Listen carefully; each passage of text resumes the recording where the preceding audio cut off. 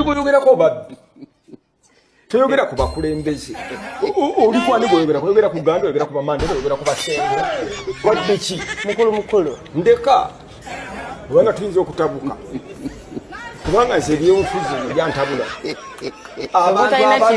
ababbi gwe boyita abakulembeze kakati abantu ng'abo bolowooza boyita abakulembeze.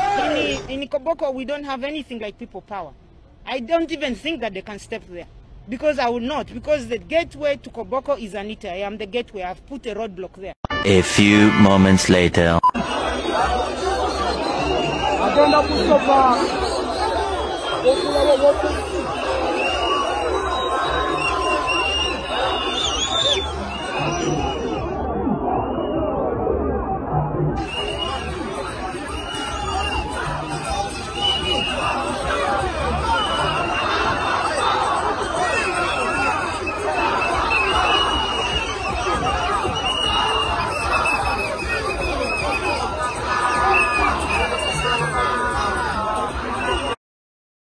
Okay.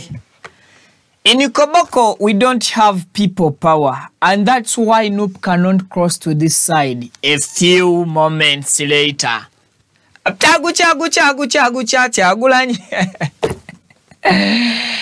Kale, mbaniriza omukutu bagwita Viki exclusive mbeera nze guse okutuusaka amawulire and of course gabadde gyotabadde n'okubeera nga ate ensonga zitegerera ddala bulungi bingi bye tugenda okubeera nga tutunulira nkuyisizeemuko akatonotono. Owekitiibwa Mathias Nsamba Mpuuga campaign zongedde okwongera okumugwa mbulago mu bendobendo ly'e Masaka. Ebintu si birungi, yakozesezza obuyinza bwe mu ntegeera ye n'ayanukula abawagizi ababadde bamukaka okwogera sayidi y'omukulembeze ali ku mutendera gwa president gwawagira gwabasongeramu nti kakati ono nange musibirako omulaka.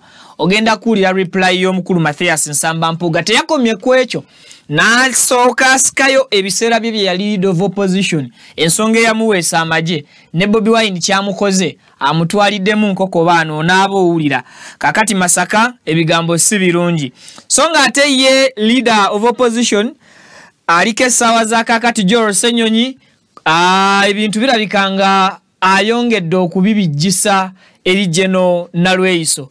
Leader of opposition Joel Ssenyonyi avuddeyo n'ayanukula ku bigambo General Nalweyiso bye yayogera gye buvuddeko emabegaawo. Era ebigambo bino bibaddemuko obukaawo okwosaako n'ebigambo oba olyawo ebyokwanukula mukulu munno mu ngeri y'okuba nti toyagala mussa kitiibwa ate toyagala musigazaayo nga wa kitiibwa.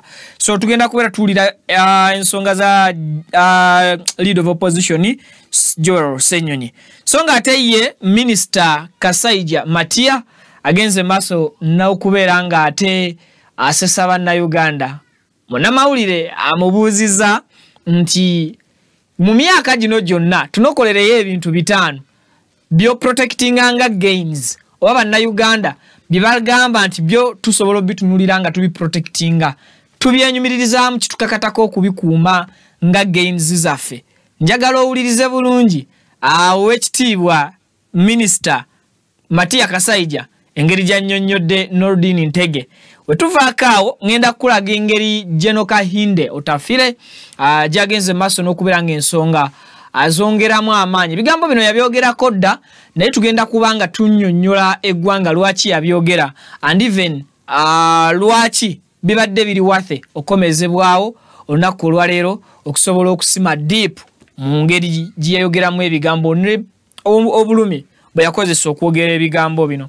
Bwe nvaako awo General Emmanuel Rashande mu bitundu ebyeru emiyaga naye ayambalidde Bobi Wine bubi nnyo mu mbeera efaanaganako bw'etyo.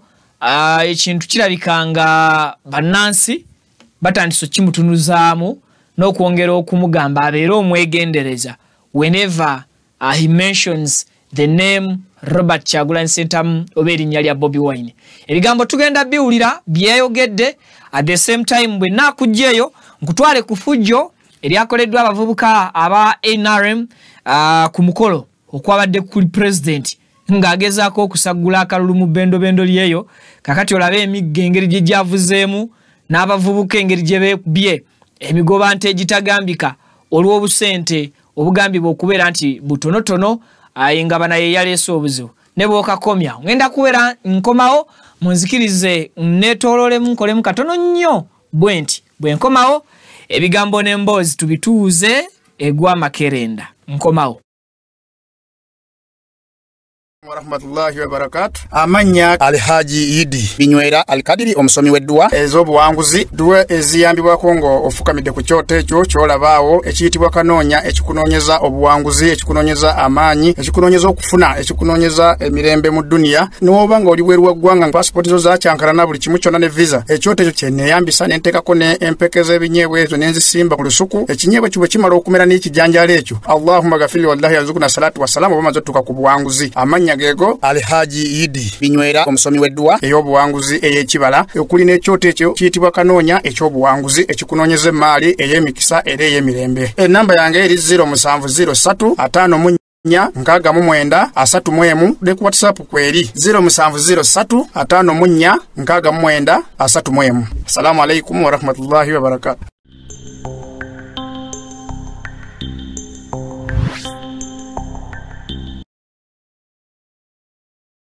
Mbanirizaako buterevu jemusinzideyo ndo okubeera nga mutulaba okosako okubeera nga mutuwuliriza ennaku zino essira nditadde nnyo okubatuwuliriza nakizudde ennaku zino abantu banoonya nnyo ssente babeera bize tebalina nnyo obudde butuula ku ssimu ssaawa bina n'akulaba nga bwakuwuliriza kati abamu kye bakola ateeka earpieces mu matu n'alekaawo essimu nasigala nga akakalabya emirimu gye mu ofiisi ye awo mu katale naye bw'atyo n'emirimu emirala n'abaana ba boda oluusi abeera avuga ng'atadde buteesi earphones mu matu agenda awuliriza bigambo bya mukutu gwa Viki Exclusive kwe bibeera bitambulira.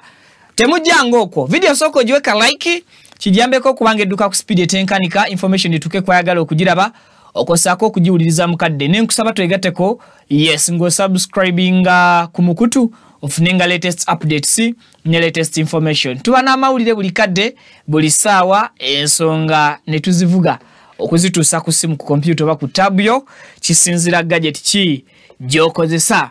Kale ndoza tandike mu bendo lino erye Masaka Nyindo Mukungwe owekitiibwa Mathias Nsamba Mpuuga yawuliddwako era yalabiddwako ng'agenda maaso n'okutikka obubaka eri media ebuvuga ebutuuse eri Robert Kyagulanyi Ssentamu cause message yete kyasobola kutuuka direct ku Bobi Wine nti amukubidde bukubizi kasimu okuleka okugiteeka ku mutimbagano message eyo netambula mpaka lwetuuka ku Bobi Wine oba abo abawagira Bobi Wine. Now Oweekitiibwa Mpuuga oweki respect yavuddeyo ku nsonga bbiri. Ensonga esooka yabadde ensonga ya muwagizi eyamubuuzizza ababuulire side ya muntu ki gwasimbyeko essira okuwagira ku bwa president then nabo babeerenga balaba oba Mpuuga enkyukakyuka agiyaayaanira era ayagala kubeerako mu nsi eriko omukulembeze omulala atali Mwami Museveni. Owekitiibwa owekirespect Mathias Mpuuga yasobodde okureplyinga omuwagizi ono wabula wakati mu busungu ne mu bukambwe oyinza okulaba face ya Owekitiibwa Mpuuga ng'ekyuseemu mu ngeri gy'annyonnyola ku kigambo Bobi Wine oba ku kigambo president ani gwasobola okurekomendinga. Now bino bye bimu ku bigambo Owekitiibwa Mpuuga byasobodde okureplyinga omuntu ono babituweko pa bintu Muganda waffe Kyagulanyi muto waffe yalina okulaga ensi nti agwanira akalulu kange so sinze ndaga nti nyina omuwa akalulu wampaka okuwa akalulu kange olina okundaga nti okagwanidde akalulu akange sikaleeta buleeresi kabukiikizi kaba kansonga mpa akalulu kansonga olwekyo oba owuliranga yakuwaliriza abantu muwa akalulu olina ekizibu kyamaanyi gwe mulabe we olowooza nija kufuma abantu bamuwa akalulu gwe mulabe we ennamba emu era akwekengere oba si kyomu oli mutume tiwali muntu ajja kweba akalulu akufuma banne Bamwagala Museveni aveeko mangu. Mugendete mumuwemule ajja kuvaako ku makya. Bwatu tusobola kukola ekyo, mwe balabe b'enkyukakyuka. Omuntu agala ebikyukakyuka nga wa mazima, yeetuwaze, akakkane, awulirize banne, mwe mumanyi risk Dr. Besigye yakola ng'agamba Dr. Besigye nti kakkana aleka omwana akole ki? Agende. Abeedi yavumibwa n'abagamba nti Dr. tukuwadde omukisa emirundi ena, leka omwana oyo tumuwe ekyansi naye akole ki? Agende. Sirowooza nti osobola omubala mu batiitiizi. Eyo ensonga twagisalawo. Nze ndi mukulembeze wa kibiina. Obusobola omukulembeze w'ekibiina nti yogera bw'owagira. Ntukulemberanga NRM muba NUP gye bawa ebiragiro. Okusalawo okwaffe kuba kwa kibiina nga kitudde ekigamba nti ekibiina olukiiko olw'okuntiko lusazeewo lugenda kuwagira ono. Tusobola kubuuza pulezidenti wa kibiina kutama tamanyi bya nsonga tuwagira ani? Waba oyita abasiru nanga opakaadi. Olwekyo nasaba mukakkane tutambule. Nagalo mazima mugenda kusanga bingi ebibakaayanya. Bamwagala enkyukakyuka mukume obukakkamu. Bamwagala enkyukakyuka temutiisatiisa mutakkaanya nabo. Bw'otisatiisa okutegifunfugu otiisa akutte emmundu. Mwagala enkyukakyuka. Bangi abakutte emmundu bakkaanya naffe. Naye ekkubo eribawo eyogera nabo mulimanyi wamulooza bwe bafumanga olwo abakwegattako. Bangi abakutte emmundu nga bakkaanya naffe. Ngenda kyuzingamu ebigambo ebimu, nyinza obutajjaayo bigambo byonna lwakuba mubadde mulina okufokasinga ennyo ku background oba amaloboozi agava mu audience go gabadde gagamba ki ku kunnyonnyola kwa Mwami Mpuuga eri abawagizi be. Now ekisooka bangi abakutte emmundu betukkaanya nabo. Ako si ke kamu kabonero akaddamu ekibuuzo kyani gw'owagira. Ng'omukulembeze ayaayaanira enkyukakyuka abantu gye baagala si abwa memba bwa palamenti. Tewali ayaayaana kulaba nga bajjayo omukulu ow'ekira Ssemujjuŋŋanda nedda. Wabula mu bantu b'ekira bayaayaana kulaba ku service deliveries za muntu mulala atali Ssemujjuŋŋanda asavinze emyaka 15. Kakati enkyukakyuka gye basinga okwetaaga kwe kulaba ng'emyaka 4 Uganda gyebeeredde ng'efugibwa president omu bafuna ku president omulala. As a leader ayina abawagizi abakukkiririzaamu. Abawagizi bakusaba tuyambe gwe otusunsulire okuba tochi otusengejjeze kwaba abeesimbyewo olowooza akalulu kaffe tukawaani.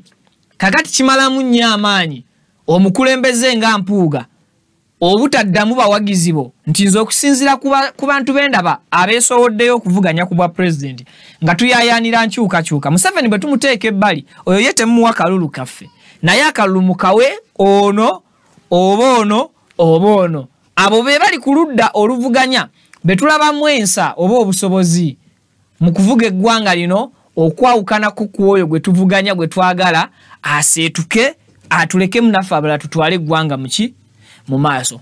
Era kireesa akaseera akazibu lwakuba nti Oweekitiibwa Mathias Mpuuga yabadde n'omuzindaalo naye mu audience abavubuka babadde babuuza oba abawagizi nga bamuwakanya bagamba kakati ate gwe lwaki oba totubuulira lwaki olinda kuddayo mu kibiina. Ekibiina yes kikola okusalawo kw'amaanyi kwani gwe kyapointinga oba kwani gwe kisekendinga kyo bwe kiba tekisobodde kuleeta muntu. Ate n'ekirala Mwami Mpuuga teyalina nsonga ntuufu mu kibiina kye n'olukiiko lw'olufuzi olunnyonnyola lwaki tebasimbyewo muntu ku bwa pulezidenti and yet kibiina kyaki kya byabufuzi. tebalina nsonga nnambulukufu kuvira ddala mu ground esobola okumatiza oba okusatisfyinza abawagizi abapya kuba kino kibiina ekyagwa obugwi mu myezi obwezi okumatiza abaali baagala okukyegattako ku lwaki tekigenda kusimbawo mukulembeze okuvuganya ku mutendera gw'obwa pulezidenti ensonga ematiza bw'eba yabula kakati ne bakusuubira nti at least ojja kuvaayo gwe ng'omukulu w'ekibiina osonge ku omu kwabo abaafuna obusobozi obwesimbawo ku mutendera gw'obwa president. I think it is a wrong answer owekitiibwa Mpuuga. Then n'ekirala Mpuuga bwe yabadde ali awo e Masaka wennyini era yayongeddeko ku bitiibwa ebyamuweebwa ng'akyali mu National Unity Platform era nga bamwambaza obwa lead of opposition mwite rope. Annyonnyola engeri gye yafunamu amagye simanyi oba lwaki owekitiibwa Mpuuga buli lwannyonnyola agatta civilian ne connections ze mu magye. Cause fenna tukkiriza nti owekitiibwa Mpuuga civilian nga nze oba nga ggwe. Naye emboozi ze ziri well connected ku magye. And remember eggwanga olwaleero lye tulimu lisuubirizibwa okubeera nga liri mu kye tuyita military rule oba livugibwa nkola ya kinnamagye. But ekigambo kimbibiri owekitiibwa Mpuuga ow'ekirespect afuba okulaga abantu nti ali well connected. Bwe tugattagatta ebigambo by'owekitiibwa Mpuuga nabye katusooke tubiwulire nzije tumugyeko ekigero omulundi gumu batuweko ku bigambo ebyo Pavin. Opposition leader parliament ekimu ku byanyiizanga muto wange Kyagulanyi natambulanga n'abasirikale abapoliisi abankuuma abeera nga 15 bankuuma bakubanga natambulanga ne fulaga y'eggwanga. Fulaga si yange, fulaga kitiibwa kyammwe. Kale mugamba kamusomese muto wange olwokuba pulezidenti nga bw'oyagala era ojja kukuumibwa basirikale. Abasirikale abo bagge waka nga bagenze kukola mulimo job oya kitegeera kiwulira bwenungu yakusenyiwa 18 naye 15 eyo kyamanyi kumanya oba gwali mutima muzibuzibu.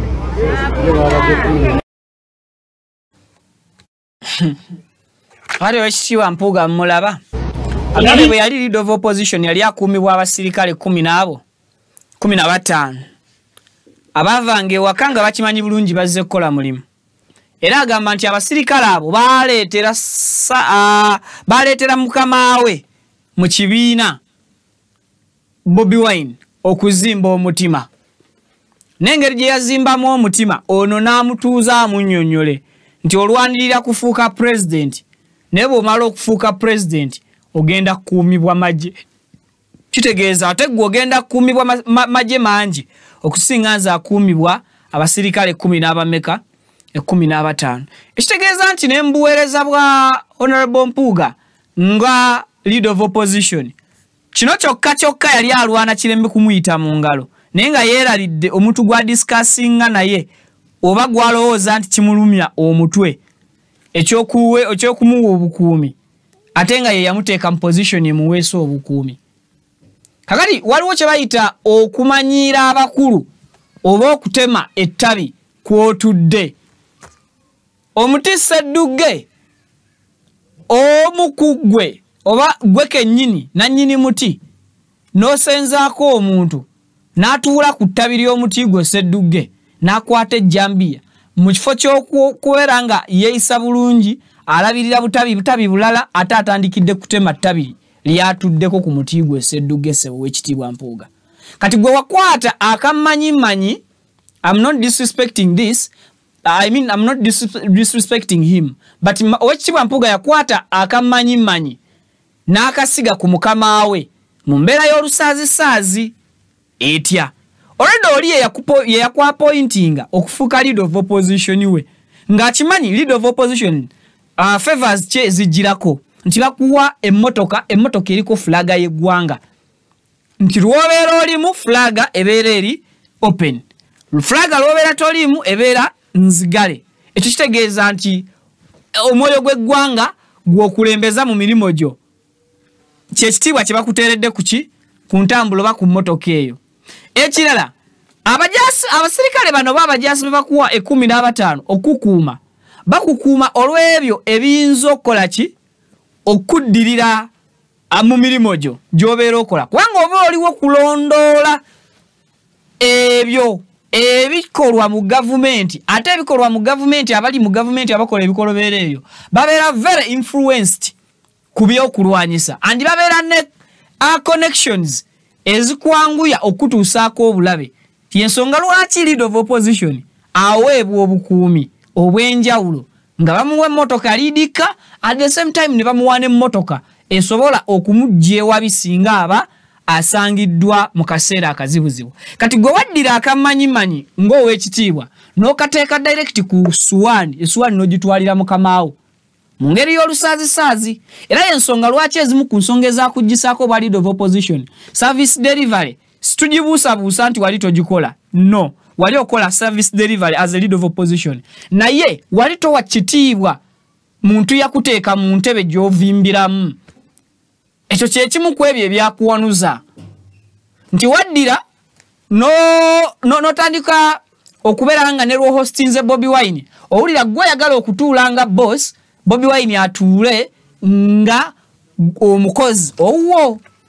I think ekyo kyali kirowoozo kikyamu kyali kirowoozo kya bujega naffe katugyeko ku lulimi Oluganda lw'oteera okukozesa ekyo kyali kikolwa kya bujega ekyokulowooza nti gwe bosi wa Kyagulanyi ne weerabira nti Kyagulanyi asobola okuggyayo omuntu yenna ali mu parliament n'amufuula gwe kyewali and of course yaleeta Joel Ssenyonyi n'amufuula leader of opposition and of course omuntu gwe yaleeta okuzannya enambayo n'agizannya bulungi even more than what you played. Kati ekyo w'ekitiibwa Mpuuga I think nawo tewakomye bukomi kwokya wasiirizizza mu lulimi Oluganda naye bannamasaka bo buli lunaku bakuwa ebibuuzo bakuteeka ku test ndoza emyaka 15 mu parliament kano ke kaseera akazibuzibu ko wali osisinkanye embulamu ate nga end time kayinza okuba nti olusuwolo kakutaddemu kakutema n'ogwa ku ttaka.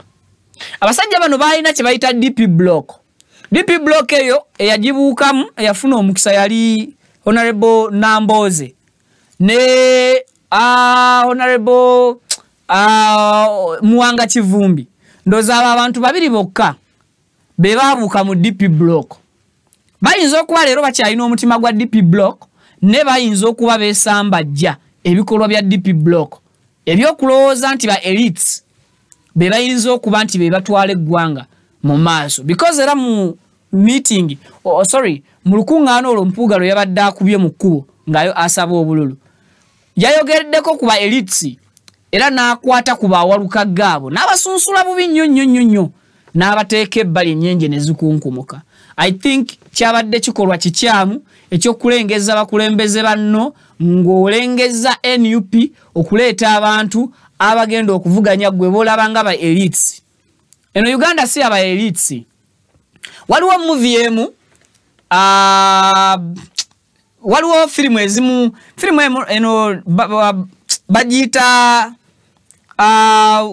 ziri filimu bbiri emu bagiyita DS Designated Survivor akalala ka movie bakayita batya maama kaneerabidde akalimu bannasayansi bwe baali baagala okuzikiriza ensi ne bakwata ba elites mu ggwanga ba elites abo ne babafunira ekifo ekiri seefu ne bazikiriza ensi ekole ki ensi eggweewo.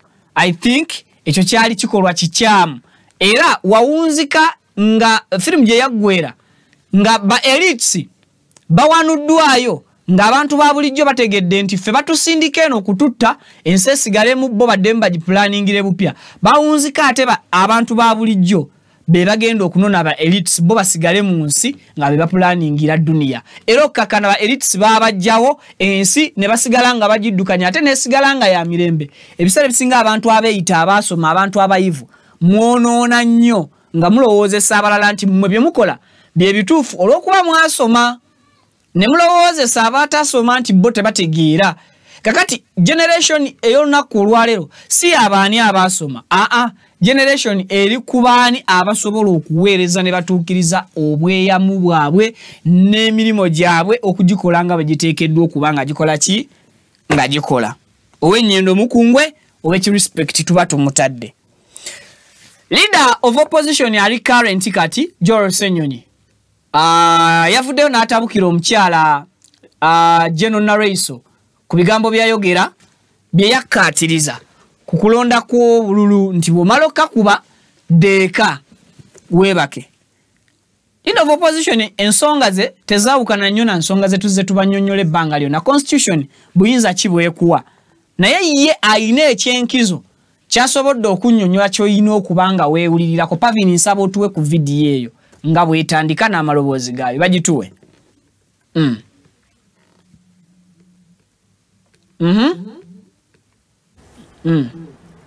Proscovia ali mu myaka gya maama wange.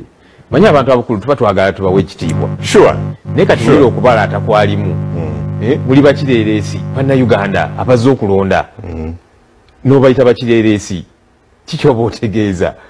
Ate nno si gwe gusoose atera kubwatuka n'ayogera ebintu eby'ensimattu ebitategeerekeka.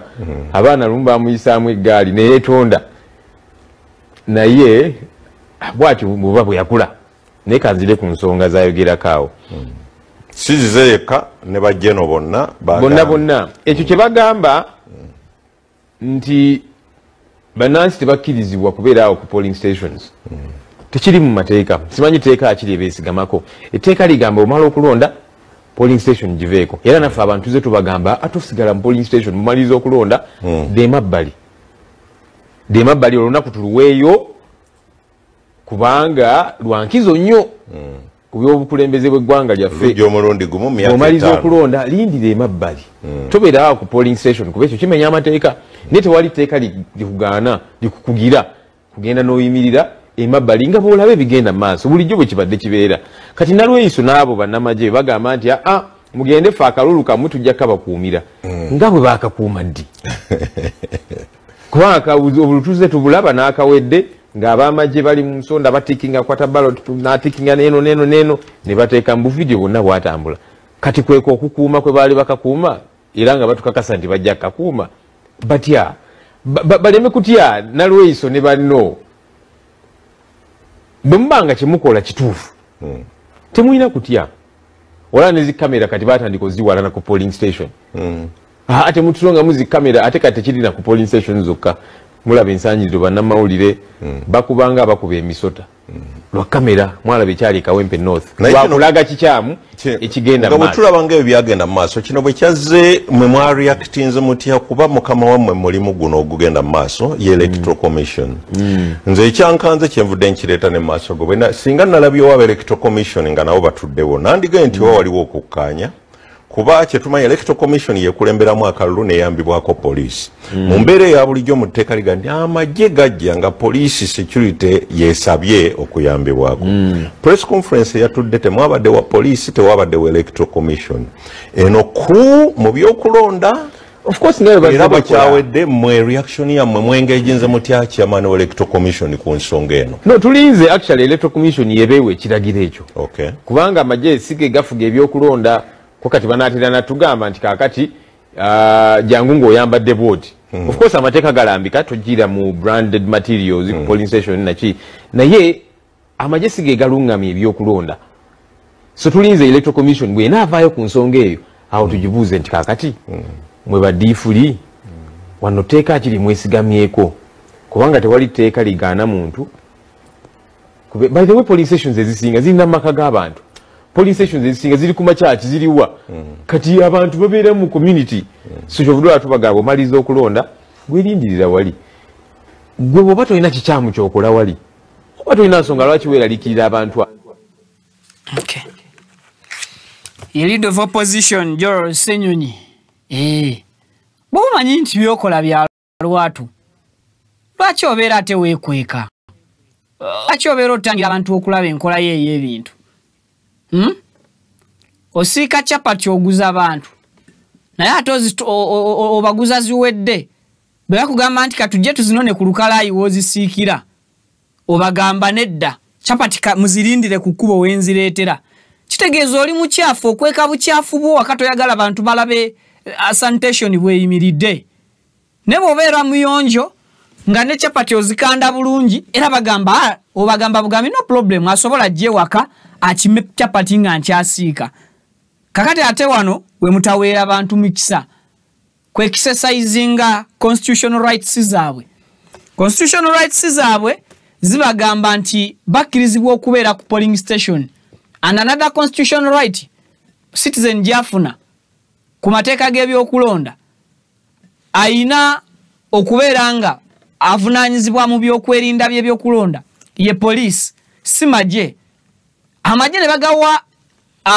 olukusa oluyingiramu singa poliisi ebeera emereddwa ng'ate nayo poliisi yegiyise essaawa z'olunaku olwaleero tewaliyo mupoliisi yavuddeyo kola statement ekakasanga bwe yeggyeko obuvunaanyizibwa oba akalulu ekagisusseeko nti kakati egenda kusaba assistance oba egenda kusaba obuyambi okuva eri amagye gajje gagikwatizeeko automatically mwavudde out of blue ne mugamba nti amagye kegajje ga breaking story eno nti gegagendo taking over oba gegagendo okuyamba mu kalulu nga tegalina tteeka mugesigamye okuleka ensonga eya theory gye gawa obuwi nti mumanyi poliisi bali emitwalo 10 gyokka mu ggwanga lyonna okusinziira ku population y'abalunzi obukadde kumpi 20 mu bumeka poliisi ejja kuba tesobola kukuuma then constitution eyogera ki constitution eyogera ku theory zemuzze nazo theories zammwe oba eyogera ku kiki ekiri written mu ddembe lyegaba eddembe lyabagibwa era eryatesebwa abantu abalaba nti yes enamba z'abantu zijja kubanga nnyingi poliisi ng'eyina amagye eyina abantu batono n'ekikakata ku poliisi buli weraba population y'eggwanga ng'eyambuse naye okwongeza ku bungi bw'abantu abalina okutuusa services eri citizens beekola ki beesavinga nga balamu n'ebyabwe kati tebwali buvunaanyizibwa bw'abannansi kukeera ku makya kusaba kuyingira poliisi wabula buvunaanyizibwa bwa poliisi okwongera ku bungi bwabwe okusuka ku mitwalo 10 egiriwo olwaleero basaba ba citizens abaagala okweyunga mu poliisi okusobola okukwatiza awamu eggwanga okulizimba nga liri strong kakati amagye galaga go mangi nnyo ogasinga ne poliisi obungi and even gasobola okukola omulimu gwa poliisi kakati kyekibuuzo eggwanga tuba tulireseewa ku nsonga z'amagye omulimu gwago omutongole bwe gulina okukola so ebigambo bya George Ssenyonyi bisigala bistandinga ku kigambo kya protest vote tosigala mu polling station wabula beera ebbali wa polling station osobola okukuuma akaluluko kubanga constitution ekuwa olukusa olwo ekuwa eddembe eryo era ekuwa ne rights ezikukkiriza okwe-exercisinga rights zo zeekuwa kakati just go amagye tegalina ssaawa zino kawaayiro mu constitution kwegeesigamye wabula byonna bikyali byakubeera nga boogeramu bwogezi emboozi ekomekereza ebigambo byonna erina kuba ng'eva mu kakiiko k'ebyokulonda kayite electoral commission Uganda mwami byabakama ajja agambe nti twasabye amagye gayingire mu kalulu naye ng'ate ne mwami byabakama si ateekeddwa okusaba amagye poliisi eteekeddwa okusaba amagye gayingirewo ng'ebintu bigivudde mu ngalo kakati ekibuuzo mu comment kyenjagala oddemu olowooza poliisi ebintu byagivadda mu ngalo nga n'akalulu tekannakubwa kubanga ne presidential campaigns tulaba zikuumwa bw'amagye si ba poliisi bokka awo bwe mba nvuddewo Minister Kasaija Matia Kasaija Minister of Enjoyment the economy is at level eyo babadde mu Eastern region eyo babadde iganga nagezaako okubuuzibwa omukulu omunordini Ntege nga bamubuuza eggwanga mu bintu bye biprotecting nga gains ze mwogerako olwaleero osobola otumenyerayo ebintu bitaano bye mukuuma gwe nga minister ateekerateekera eggwanga minister of finance minister of enjoyment what do you think? Can you mention 5 items zogamba nti those are our gains? Ulira reply y'omukulu. Batuwe ku reply y'omukulu. Kwateekera eggwanga lino ebyenfuna byonna otumenyera olina gains 5 z'ogamba bannayuganda ze bafunye ng'ogyeko eza pulezidenti ezetumanya obulala gains security ekisookera ddala security ekyokubiri okusomesa abaana ekyokusatu sente PDM n'emyoga naye ekikulu ennyo ye peace eddembe kati otambula nga bw'oyagala ove Kampala ogende Busia oba ssaawa mmeka nga teri muntu akozeeki akuteko. Abantu bagamba muyimbye nnyo emirembe tunaasiba ku ekyo. Emirembe bw'osookibeerewo bw'atabeerawo emirembe wanaabaawo ekibaawo maama kati goyinza okusinga buulire embundu nga zikaaba oyinza okubeera wano kaakati kaakati bw'oba ova Kampala ojja Jjinja ne bakugamba nti wali ku buliji nti tosala abaserikale bali awo bakuba abantu emundu ekyo nakyo kibuuzibwa abantu Bunyolo gigamba ki Bunyolo ekigambo kya Museveni bw'atafune kenda kabe kasinga 10 mu district ddala ayinza okufuna 10 naye bw'anaaba nga sefuna 10 tayinza kusukka wansi wa 8. Minister of Finance bambuuziza gains 5 atuwadde gains ezi emu agigase ne ginnawaayo PDM n'emyoga ndooza kyekimu bw'ebanga eggwanga olwaleero kye tutwalanga gains oba bye tukuuma myoga gye bakuwola akakadde kamu nga tebakuwadde nakawe bakakuwoze buwozi naye n'akakuwadde okasayiningira n'akuwaako emitwalo 7 oluusi n'akuwa 5 kakati bwe ziba nga ze gains ze tukuuma we need to change. Ekirala Minister agamba tukuuma gains zamenye education leero bwe tugenda mu masomero ga government yeyo education minister gyasobola okutwalamu omwana we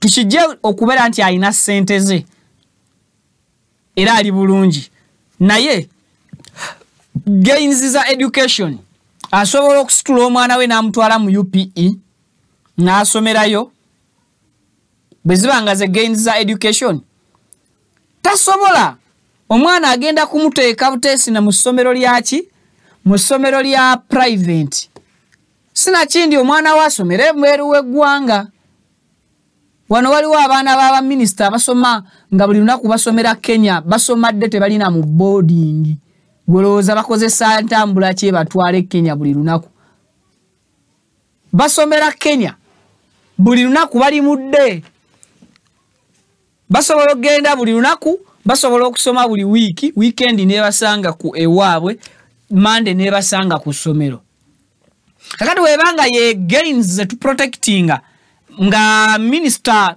azasobola okuwa n'atumenyera education security batunulira security mu Uganda simbi nungi naye aba security beeyisa batya olwaleero do they behave like security bwe yali eyisiza okunsanga nga ntambula n'onkuba jjeeke okujja okulopera omusango gwange n'osooka onsaba sente ezisinga n'ezo zenzizo okulopa ku poliisi eyo security gye tugeyinize mu 40 years sigamba nti security yonna bwetyo bweri but ebituli bingi mu security Bwetubanga gains ze tulina mu security tusobola okulaba obulumbaganyi bwa zibbomu ezikubwa emunyonyo ne tulaba zibbomu ezikubwa ekaleerwe ne tufuna amawulire okuva ewa president nti ate abasirikale bennyini ab'ebyokwerinda be badde mu mupango ogw'okutega ebibalukabaluka ebyo bibbomu ne bittiramu obulamu bw'abantu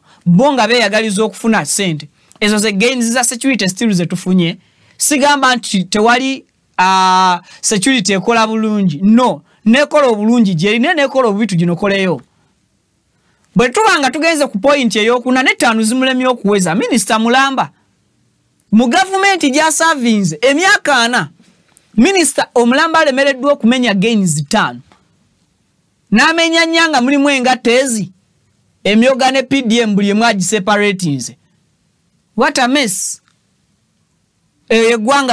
Uganda mwe tulinga eggwanga issue yeddembe ensi ziri mu ntalo tezisobola kubeera mu ntalo myaka 4 ne bwe yali badde mukulembeze mulala nga yali mu buyinza lwali badde terukyali luyimba lwali badde lwaggwawo dda nga tuyimba kintu kirala please twaleeta emirembe ne bwe mutaali gireese omulala yenna eyalireese emirembe teyaliremereddwa mu myaka 4 kyemugamba Sudani emaze emyaka 4 mu ntalo kyemugamba Kongo erwani emyaka 4 mu ntalo teyina akolo yali eyina mirembe kyemugamba Libya eri mu ntalo emyaka 4 oba kyemugamba mu bitundu ebya Uganda tewali bulumbaganyi bannayuganda bwe basulanga tebeebase olwaleero bw'oba oyogera ku security nti ye emirembe gye yaleeta miyitirivu obunkenke obulema police mu weeks 2 okukwata ab'ebijambi abatigomya Kyengera Town Council naye ng'ate buli lunaku police tebulayo suspect gwekwatira ku busango bw'enkoko olowooza emirembe giba giri fule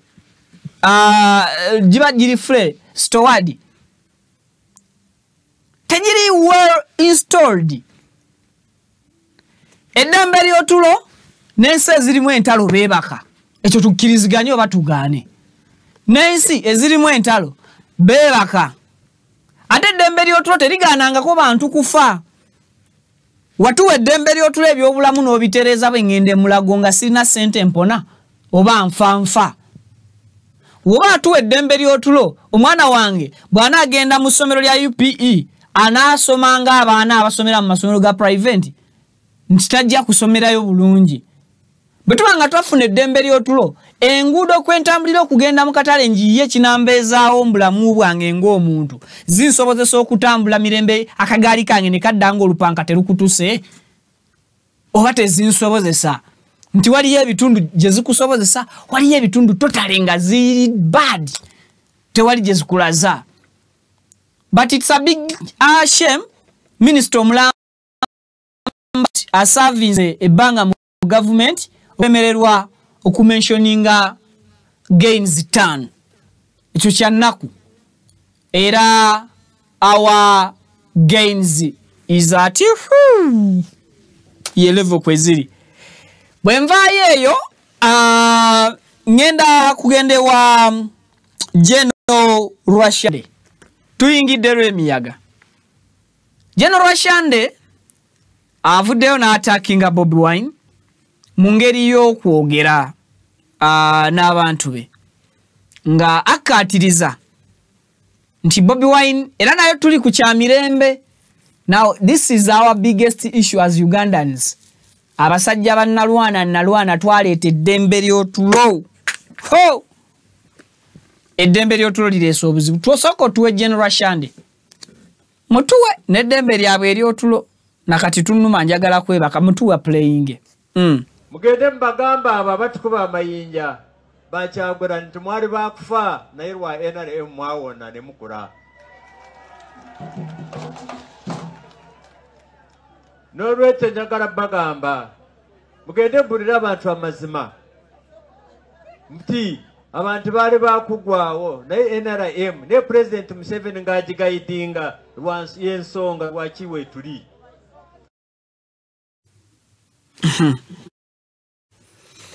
Kakati General Rwashande Emmanuel mumulaba mu bulamu bwe agenda kutuuka kufa. Jeno agenda kutuuka kuvambula mu bwansi nga Kabe mutabani we gwamanyi obulungi empisa n'omutima nti mulungi tamwagaliza kubeera president nga yakyali mulamu ng'awulira ayagaliza mwami Museveni kubeera mu ntebe mpaka Jeno Emmanuel Lwalifa. Tasuubirayo lunaku na lumu mu Uganda yonna muntu mulala kuba na busobozi buleeta ddembe lisukka ku bo lye baleeta eri abalwanya mu nsiko.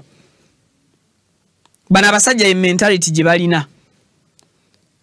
Mu bbanga ly'obulamu bwabwe lyonna okuva lwe baalinnya mu ntebe tebasuubirayo muntu mulala yenna kulinnya mu ntebe n'awa Uganda emirembe nga bo gye baalwanirira. No matter bimeka ebyonoonese, no matter bameka abaafa nga baleeta eddembe, no matter kyakostinga ki okwistolinga eddembe lyabwe lye balina olwaleero lye batujajjatisa, tebalinayo lunaku na lumu lwe basuubira munnansi mulala yenna kuleeta ddembe lisinga ku bo lye baalwana. Naye beerabirayo ekintu kimu, generation oba omugigi mwe baalwanira 85 1900 oba 1985 nga gwe gwali omugigi ogwatwala ba muzeeyi mu kulwana. In fact batandikira mu gya 8 myaka 5 gyonna nsiko.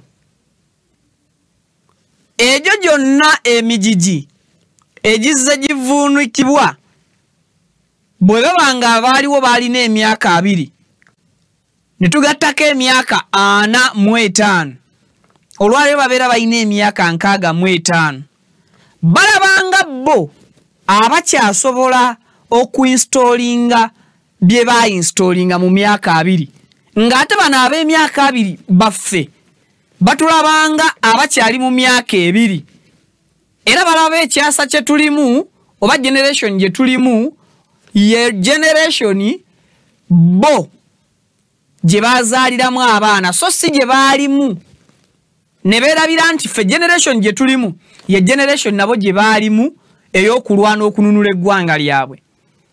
Kati ffe leero mu Uganda mwe tuli tulwanirira generation yaffe kutekinga over naffe tunyumize betugenda okuzaala ne betugenda okuzzukuza nga tubanyumiza emirembe gye twayongerera ku egyo gye twasangawo n'ebituli ebyaliwo ffe bye tuzibikidde.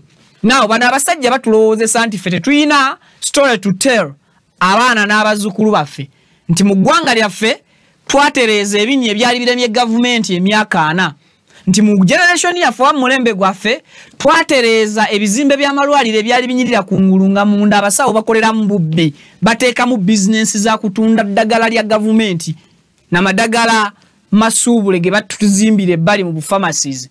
Tebaagala tunyumize misaayi gyaffe gye tuzadde egiri mu kukula ku speed etenkanika olw'ebintu bye balya eby'omulembe guno bo bye bataalyanga ng'owaabiri alabika ng'ow'enkaaga.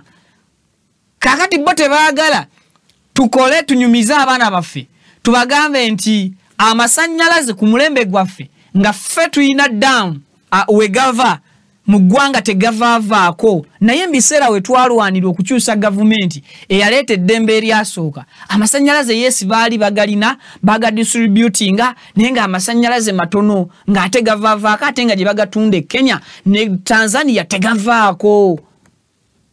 We are looking for answers.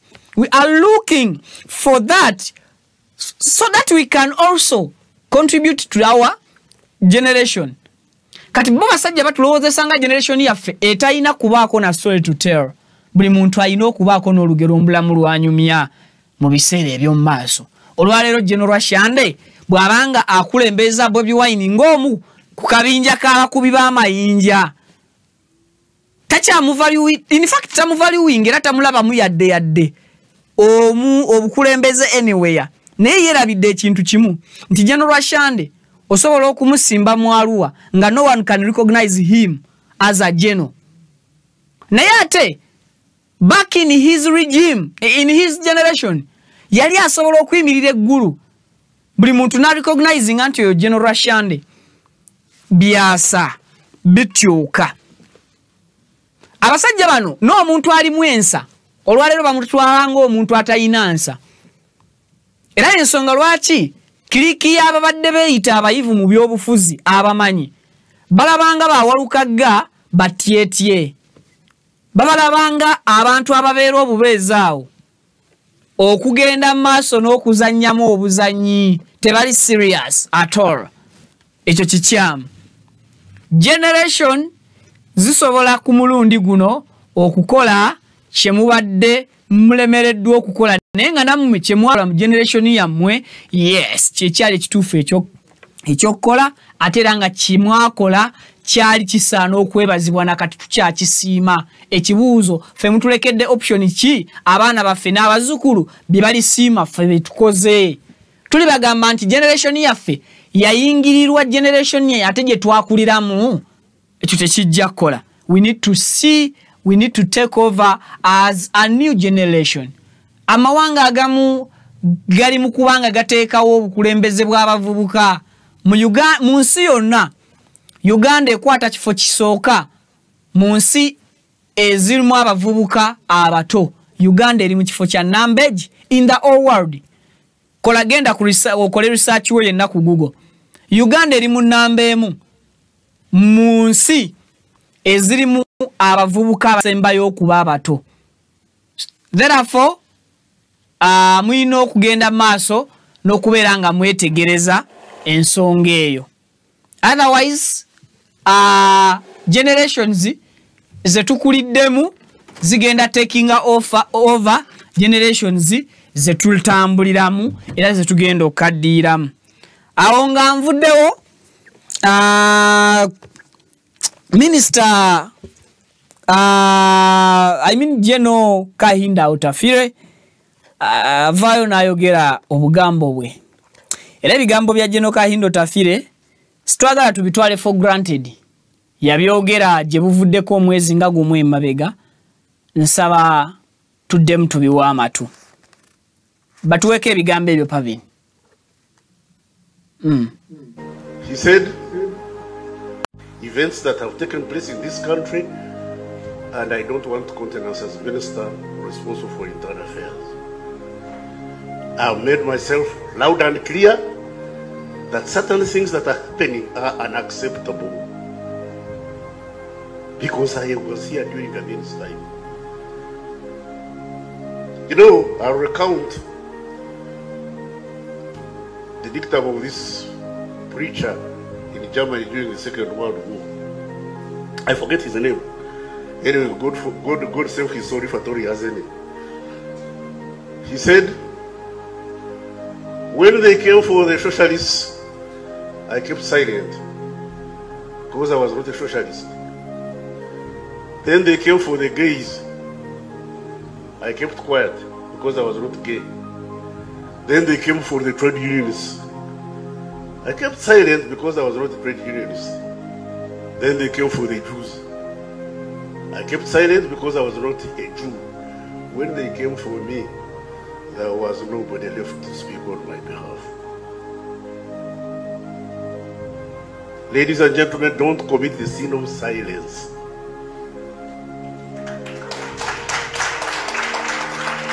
And those of us who are in authority must learn to hear. In Kiswahili they say, asiolewa na wazazi, asifundishwa na dunia.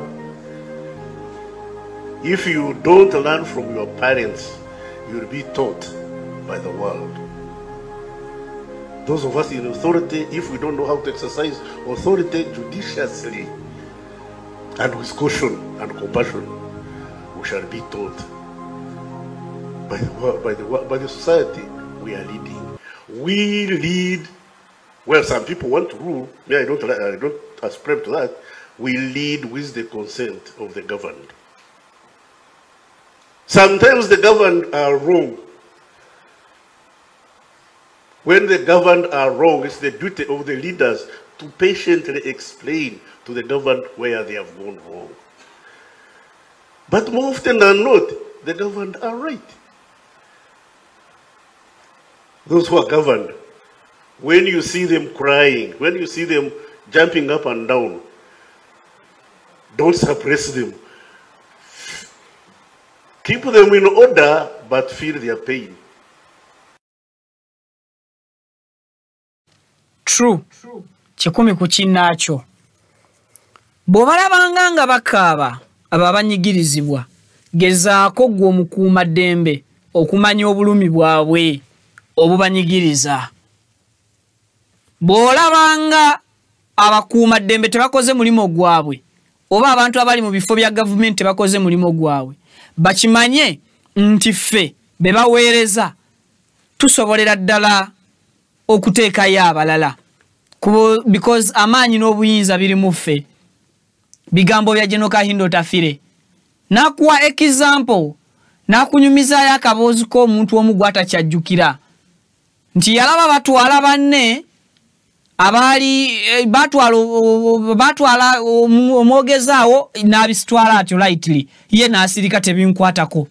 Ne banona omusiyazi ye batwale abasiyazi sina kye neetaaga.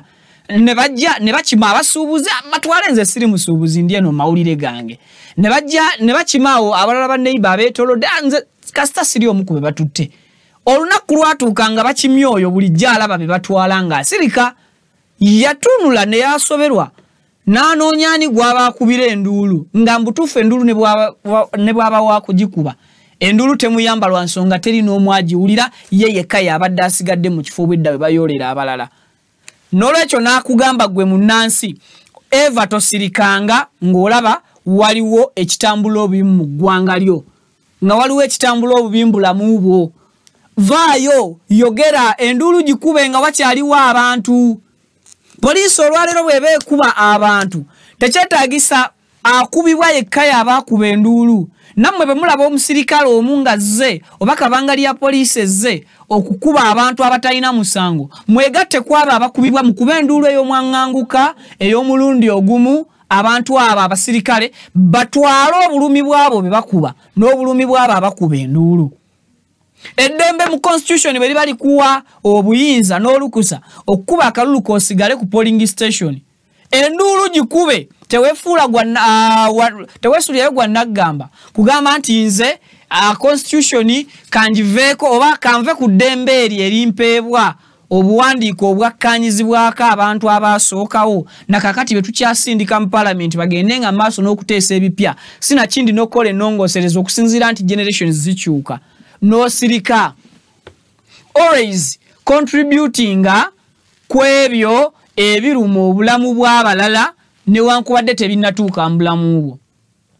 Robert Kyagulanyi Ssentamu yagamba tekimugasa kufuluma wuwe nga ye mugagga Emagere ng'emmotoka gyaguze Escalade okuva Emagere okugituusa ku luguudo Empererwe ku luguudo lwa Gayaza Road nga ebinnya bigikubye bwe natuukira kukola nsinganfu. Kitegeeza mugagga omu singa ku kitundu kubaako abagagga abalina Escalades nga 10 bagenda kaka MP atuuse eddoboozi eri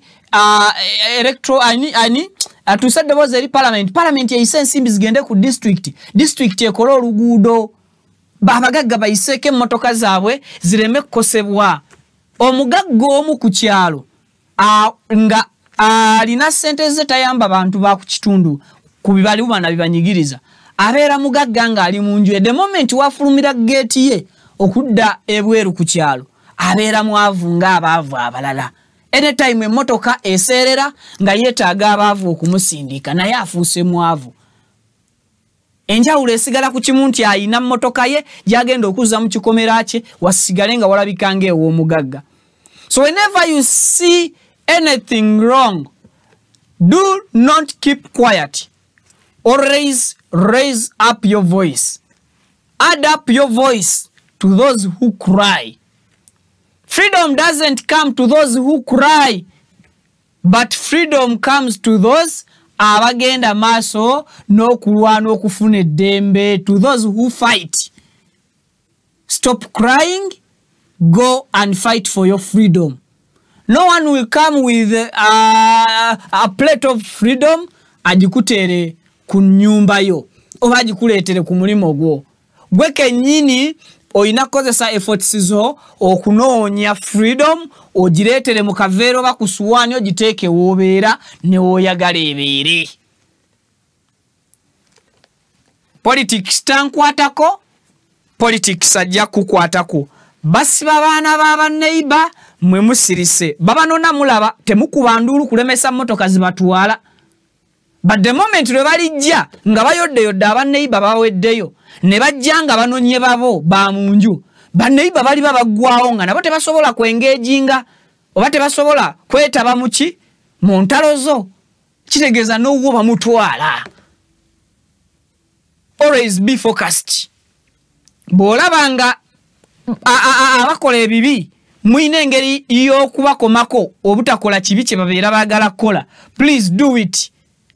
Minister w'ensonga z'omunda mu ggwanga General Kahindo Tafire akugambye nti abakozi ba gavumenti oba ab'ebyokwerinda nabo bakola ensobi, naye bw'olabanga bagenze mu nsobi eddembe likuwa eddembe okubagolola nabo obutakola nsobi.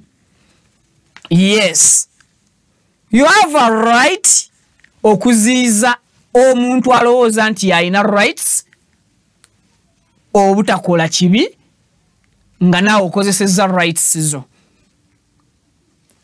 Kino General Kahindo Tafire kyeyogerako kyapplyinga bulungi era kireplyinga General Nalweiso, kireplyinga General Matia Kasaija. Kino General Kahindo Tafire kyayogeddeko kireplyinga straight General munne Rwashande Emmanuel.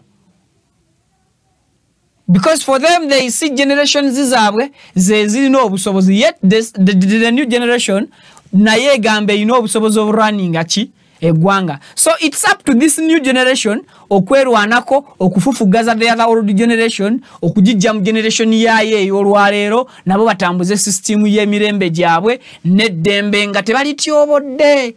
And obuyinza buwa generation empya eddembe okulwanyisa generation enkadde singa eba evudde ku mulamwa. Ye lwaki sikoma wano mpozi mwagala mbatwale mu kikonde ekyabadde mu nkuŋŋaana za NRM ezabadde mu bitundu by'Iganga. Kyabadde kikonde kwabadde kwekuba yabadde violence master violence nebo kakomya otoddamu kazanya ne kali yakala tokateekako YouTube ejja kujja video yange. So beba master befujjo police bino tebiraba era obutambi bwe butejja kugamba tennabulaba sina kindi teyafunye interest mu bavubuka abo abakoze fujjo ebyo. Yes, omanyi omwogezi wa police yavayo n'agamba nti they can be there ne balaba ekibinja ekimu nga kirumbya abalala ne kubula aloopa. Police terondoola. Police weesobola okulondoolera ng'efunye interest oba efunye ekinyegenyege ekiyingira mu nsonga ezo ne babuuza gwe wabadde olwanira kino lino oli. Kati suubira police wano munaafunawo interest mu butambi bw'aba NRM abeekanyaza emiggo. Otherwise bwe munaaba era temukirabye it's fine. Eggwanga ensi ekimanyi bumanya nti ebyo bisuubirwa era musobola obikola n'obutabikola. So I think tegabeera mawulire. Waliwo ekya kyetuleseeyo Pavini wangi ani ntera yawo gwe twerabidde ndabe. Yes, nsuulirayo busuulizi. Okay, mwamuna mulenzi King Saha yajjuza Lugogo. Akadde tekatumazeeko essaawa teweze kale kambalekere. King Saha yayingidde Lugogo, yamekinze history in the making, yakoze record. Omuyimbi okuba concerts 2 mu mwaka gumu ekyo tekisangika. King Saha yakimekinze and Lugogo nejjula to capacity yasabye ku mazzi. Nayagadde atayazi enyambala gye bamwambaza stage JJ Sounds yakoledde ddala omulimu omulungi. Sound yabadde mulungi. I loved the design. Design yabadde mpitirivu. Bamu designing daka akantu akaliko King Saha ng'olabira ddala show yaba kabaka. nagaye buno obwakabaka man si bwangu bwa kwetuuma nga tosobola kukola bikolwa bibufaanana. So King Sawa yafunye show oba concert ye eyabadde ennungi, yayimbye abantu ba NUP basobodde abamu okubeerawo. David Louis Rubongo ya Secretary General namulabyeko awo, anendabako ba honorables abamu. Show teyabadde political, show yabadde y'abantu ba bulijjo, and even show yabadde eri wathe sente ezagisabiddwa. Buli muntu yavuddeyo nga musanyufu ng'agamba weewaawo era kale embeera simbi. So kambalekereyo ka video ka clip ka Saha nga bwe yayingiddeyo ku stage mu bukakamu obw'ekitalo ng'akuba ka reggae version.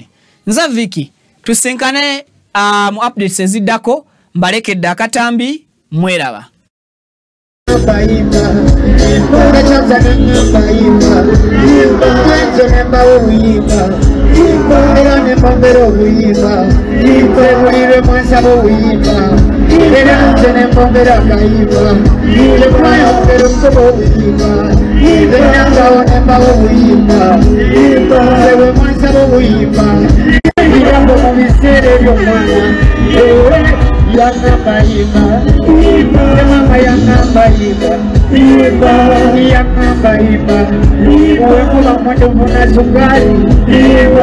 Assalamu alaikum warahmatullahi wabarakatuh. Amanya Alhaji Idi Binywera Alkadiri omusomi weddua ez'obuwanguzi duwe eziyambibwa Kongo ofukamidde ku kyoto ekyo kyolabaawo ekiyitibwa kanoonya ekikunoonyeza obuwanguzi, ekikunoonyeza amaanyi, ekikunoonyeza okufuna, ekikunoonyeza emirembe mu dunia. N'oba nga oli bweru waggwanga passport zo zakyankalana buli kimu kyonna ne visa, ekyoto ekyo kyeneyambisa n'enteekako ne empeke z'ebinyeebwa ezo n'enzisimba ku lusuku. Ekinyeebwa ekyo bwe kimala okumera n'ekijanjaalo ekyo, Allahumma gafiri wallahi yazukuna salatu wassalamu oba mazottuka ku buwanguzi. Amannya geego Alhaji Idi Binywera omusomi weddua ey'obuwanguzi ey'ekibala, okuli n'ekyoto ekyo kiyitibwa kanoonya eky'obuwanguzi ekikunoonyeza emaali ey'emikisa era ey'emirembe. Ennamba yange eri 0703 54 69 31 ne ku WhatsApp kweri 0703 54 69 31. Assalamu alaikum warahmatullahi wabarakatuh.